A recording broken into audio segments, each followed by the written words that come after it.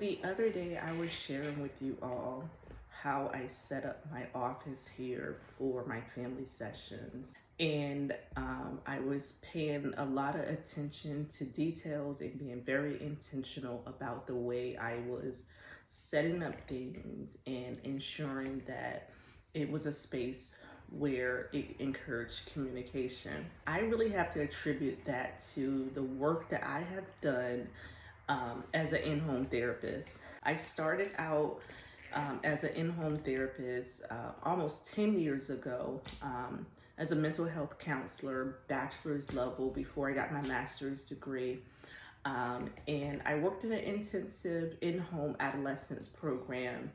And so we would meet with the families about 2 to 3 times a week. And during that time period, I learned so much about how to structure an environment when it does not belong to you. We worked and we went out as a team. Our planning really started before we even entered. We talked about the parking situation, where we would park, how we would enter the house, if there was situations where we had to take off our shoes, or if there were animals and pets, that sometimes these families had like big dogs that needed to be put away. Sometimes the communities weren't the safest communities for us to go in, so we had to plan even the time of day that we would go for these family sessions, and always going together. So once we got into the home, there's some families that live in really small apartments, and then there's some families that live in big homes. And so really thinking about where we would have the sessions in order to ensure privacy. We really could not control every aspect of the environment, but as much as that we could for ourselves, we did it. Is it going to be in the living room? Because maybe that's the only area of the house that has enough seating. Is it going to be in the kitchen? Often we would have families invite us into their kitchens at the dining room tables or at the kitchen table.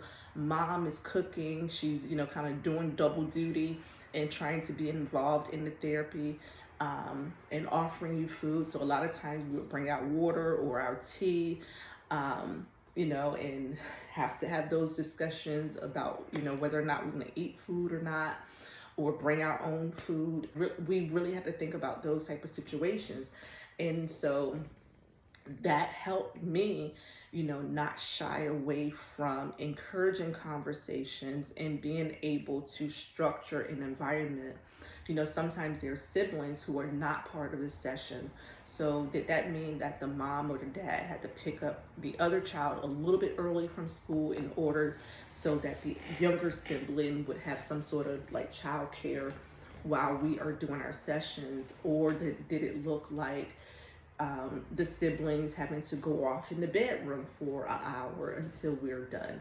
A lot of times where we had to kind of come in and assist the family in structuring a therapeutic space, being comfortable with asking the families to turn off a TV.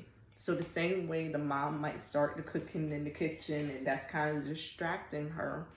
Sometimes the same thing with the TV. You're going to the family session, they turn on the TV, and it's like, okay, let's have conversation here. It's a little different when you're cooking and you're kind of cooking and you're still talking a little bit, but having a conversation with the TV is a little different. Sometimes you roll with it depending on your families. I will have to really attribute the work that I did as an in-home therapist for like some of my strengths when it comes to creating spaces that encourages communication. Because once you can set the stage and create the space, then you have to go in and actually do the work. I said that a therapist can only take clients as far as they have done their own work. So if I haven't done my work, then I can't really go that far. No matter how much I structure the environment, I cannot go that far.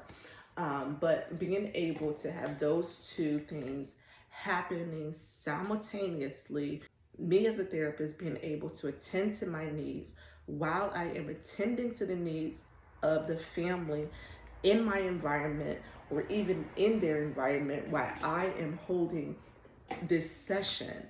it takes a lot of skills, and I do attribute it to the work that I did as an in-home therapist. Why I don't shy away from family sessions, why I try to create spaces that are really that really encourage conversations